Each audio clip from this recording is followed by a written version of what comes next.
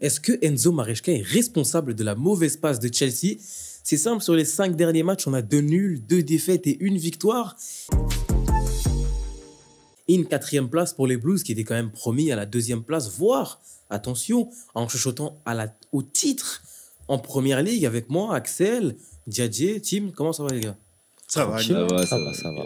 Est-ce que Maresca est vraiment responsable de cette mauvaise passe, Diadje? Pour moi, il n'est pas totalement responsable. Il est en grande partie responsable, oui, c'est vrai, parce que son trip de mettre une équipe A et une équipe B, je trouve que ça a ses limites. Ouais, comme sur FIFA, je trouve que ça a ses limites. Voilà, en Conference League, je trouve que les joueurs qui sont alignés ont un niveau largement au-dessus de la Conference League et c'est dur de s'en contenter. En Première Ligue, ça marchait bien.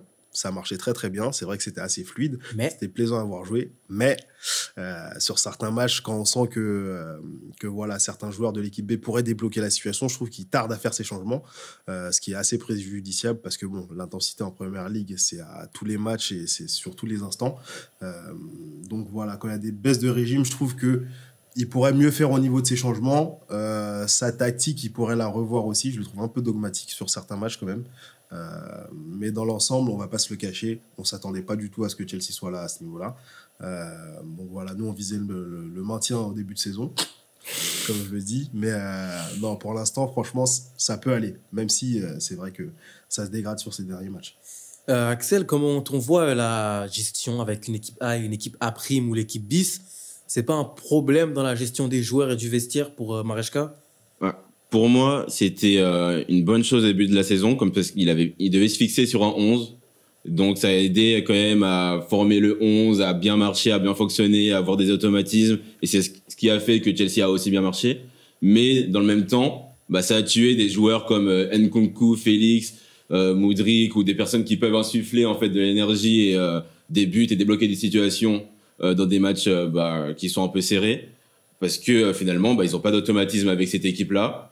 Ils n'ont pas de jus quand ils rentrent avec l'équipe A, ou ils n'ont pas assez de temps de jeu parce qu'ils tardent à faire ces changements. Comme on a dit, il est fait à la 80e minute, ils ont juste 10 minutes pour débloquer la situation, donc ça ne sert à rien. Et finalement, il est totalement responsable de cette situation-là parce qu'il n'a pas intégré un turnover beaucoup plus progressif pour permettre à Nkunku, Félix de s'installer vraiment dans ces équipes A et du coup pouvoir avoir des automatismes avec les joueurs qui jouent le plus souvent. On parle souvent de Christopher Nkunku, Tim, mais est-ce que la déclaration qu'avait Maresca vis-à-vis de Christopher Nkunku sur le temps de jeu, où il disait que oui, moi aussi j'aimerais avoir des cheveux, mais c'est pas possible, ça n'a pas aussi un petit peu tué certains joueurs qui se disent que finalement, il va pas compter sur nous quoi qu'il arrive? Évidemment, ça met une claque. Puis même, je pense que Nkunku, il avait davantage d'ambition quand il est arrivé à Chelsea que jouer le jeudi soir, je sais pas où, au fin fond de l'Europe. Sur RMC Story. Sur RMC Story, bon ça c'est bien, au moins on n'a pas à payer. Mais ce que je veux dire, c'est que forcément, quand tu as conscience de ton talent et Nkunku mérite largement beaucoup plus de minutes, tu te dis mais il se moque de moi. C'est de la provocation. On sait pas ce qui se passe en interne, on sait pas ce qui est dit, comment lui gère ses égos. Il a été quand même assez radical dans ses choix. Ça, c'est un reproche qu'on peut lui faire, mais c'est aussi quelque chose au sujet duquel on peut être élogieux. Voilà, il a tranché dans le vif au début de la saison. Il a dit, voilà, ces joueurs-là, je n'en veux pas. Ces joueurs-là, j'en veux. Et d'autres joueurs, ils vont avoir des rôles secondaires, entre guillemets. Mais c'est sûr que oui, en fait, ça lui donnait raison jusqu'au début du mois de décembre. Et quand Chelsea a commencé à aller moins bien, forcément, on commence à se dire, mais, pourquoi il se remet pas en question? Moi, c'est plus ça que je lui reproche. J'ai l'impression que il est totalement imperméable à ce qui se passe autour de lui. Il a pas forcément conscience que, même si voilà, c'est pas un état catastrophique, Chelsea a quand même besoin d'un petit coup de pouce, d'un petit regain d'énergie que lui pourrait insuffler par de nouveaux choix, par une remise en question. Diadje l'évoquait, peut-être des changements un petit peu plus lucides. Mais pour l'instant, ça n'a pas l'air d'être le cas et il continue cette gestion complètement binaire et complètement lunaire. En fait, on comprend pas trop, sachant que voilà, à la Conference League, ils peuvent envoyer l'équipe C jusqu'au dernier carré et encore, ils seront tranquilles, je pense. Axel, par rapport maintenant à cette équipe des Blues, c'est quoi les autres mots qu'on peut mettre à cette mauvaise passe, notamment en championnat?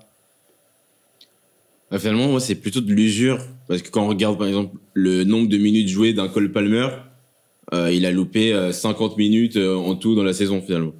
Et des joueurs pour moi comme Nkunku et Félix jouent à la place de Cole Palmer. Et quand ils rentrent, Félix ou Nkunku, ils sont soit positionnés à gauche, soit Nkunku est positionné à la place de Jackson. Et on sent que c'est pas hyper naturel pour lui de jouer en neuf. On sent que finalement, lui, il est plus à l'aise derrière un attaquant. Et en Conference League, c'est ici qu'il est positionné, c'est là qu'il performe. Donc pour moi, c'est vraiment, comme disait Djadje, c'est qu'il est assez dogmatique et qu'il veut pas bouger ce qui marche déjà. Donc un Palmer qui veut pas changer parfois il marche pas, voilà, dans un match il a un peu plus de mal, donc pourquoi pas le faire souffler et après essayer quelque chose d'autre avec des joueurs qui ont plus de créativité peut-être. Donc voilà, pour moi c'est un peu c'est totalement responsable Maresca de cette situation. Djadje, finalement c'est total Maresca de sa faute, cette mauvaise passe? Non, c'est pas totalement de sa faute parce que si on regarde bien, il y a eu pas mal de blessures, notamment la blessure de Fofana. C'est là que vraiment je trouve qu'il y a eu une mauvaise passe à Chelsea. C'est le taulier derrière, qu'on se le dise. Colwill, c'est encore un peu tendre. Je trouve qu'il y a beaucoup d'erreurs quand même. Fofana, franchement, je trouve que depuis le début de saison, il était plutôt pas mal.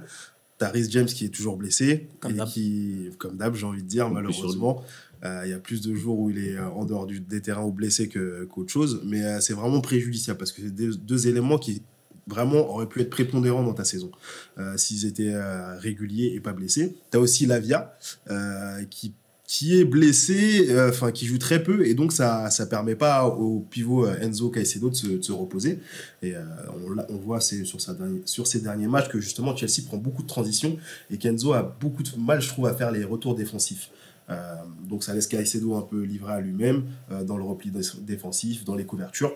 Et c'est ce qui fait que Chelsea est beaucoup plus perméable que dans les mois derniers. C'est quoi les autres problèmes qu'on pourrait mettre à Chelsea Team? La défense surtout? Ouais, ça en fait partie. Après aussi, il faut pas oublier que Maresca, il est arrivé cet été. Donc forcément...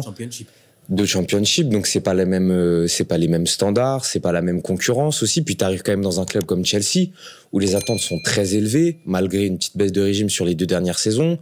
Il y a une certaine pression aussi. Tu sais que tous tes choix vont être scrutés, vont être très critiqués. On va pas te louper si tu te rates. Donc ça aussi, il faut le prendre en compte. Et puis moi, je trouve ça un petit peu facile de toujours tout remettre sur les entraîneurs. Factuellement, même si voilà, on peut développer cet argumentaire, c'est les joueurs qui sont sur le terrain. C'est aussi les joueurs qui sont maîtres de ce qui se passe. Alors je suis d'accord. Par moments, ils sont réellement tributaires des mauvais choix de leur coach. Quand Palmer, il enchaîne je sais pas combien de matchs et que ça se voit qu'il est fatigué, qu'il n'a pas le même rendement, il faut aussi que Maresca prenne les choses en main. Mais je trouve que les joueurs aussi ont leur part de responsabilité. La défense, c'est un vrai problème. On en a déjà parlé plusieurs fois sur cette chaîne. Forcément, ça crée un déséquilibre. Si la défense, elle est pas performante, ou en tout cas, elle est perfectible, le rendement au milieu de terrain, il va être tout autre. On a eu le repositionnement de Caicedo en latéral droit, même si je trouve qu'il assure plutôt bien cet intérim-là. T'es un petit peu perdant aussi dans la configuration globale. Ça, c'est des choses sur lesquelles il faut travailler et c'est pas que Maresca qui peut y remédier. Axel, par rapport maintenant à ce Chelsea-là, c'est quoi les solutions que pourrait trouver Maresca, même les joueurs, pour transformer cette mauvaise passe en bonne passe? Car le prochain match, c'est Bournemouth à domicile.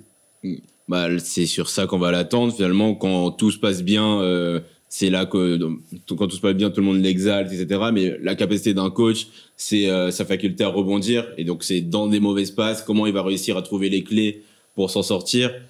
Pour moi, comment il va s'en sortir, ça va être vraiment de regarder déjà ce qu'il a réussi à produire avec son équipe B et à réussir à insuffler des joueurs qui arrivent à du coup performer avec cette équipe B et à réussir à les intégrer dans l'équipe A. Même on parlait du duo Enzo Caicedo, pourquoi pas intégrer un Dewsbury Hall qui fait des super matchs en conférence ou en coupe, ou même un Casadei qui est il est plus jeune mais il montre des belles choses aussi dans cette équipe B. Donc pourquoi pas essayer des choses. Là on est dans une période de transition à Chelsea, donc pourquoi rester aussi stoïque alors qu'on peut essayer des choses. Et finalement c'est pas une saison où on va attendre à Chelsea de conquérir pour le titre, enfin d'être dans la compétition pour le titre. Un top 4, un top 5 qui est qualificatif pour la Ligue des Champions, ça va très bien.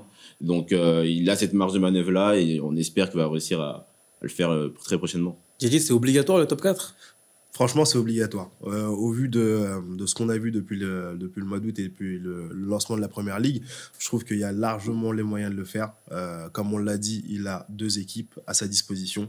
Il y a un vivier, il y a de réels talents devant avec des joueurs confirmés comme Palmer, Sancho qui a fait... Je trouve qu'il ne stade pas assez d'ailleurs, Sancho. Qu'il n'est pas assez décisif, vraiment pas assez impactant. Nicolas Jackson, là, c'est sa 2e saison. Ça partait bien. Là, c'est un peu un coup de moins bien. Mais globalement, quand tu regardes l'effectif et les forces en présence en Première Ligue, je pense que le top 4 est largement atteignable. Et tout autre résultat serait, franchement, pour moi, serait catastrophique.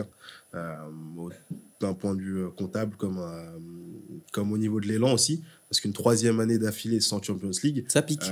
Depuis que je supporte Chelsea, je n'ai jamais vu ça. Et je n'ai jamais vu aussi plus de 2 saisons d'affilée où on n'a pas gagné de titre. Donc voilà, moi, ça passe par là. Il faut au moins un titre et une place dans le top 4. Supporters et supportrices de Chelsea, qu'est-ce que vous avez à dire par rapport à la forme de votre club et à comment Enzo Maresca arrive à gérer son effectif? Partagez, commentez, likez, abonnez-vous et d'ici là, à la prochaine. Salut!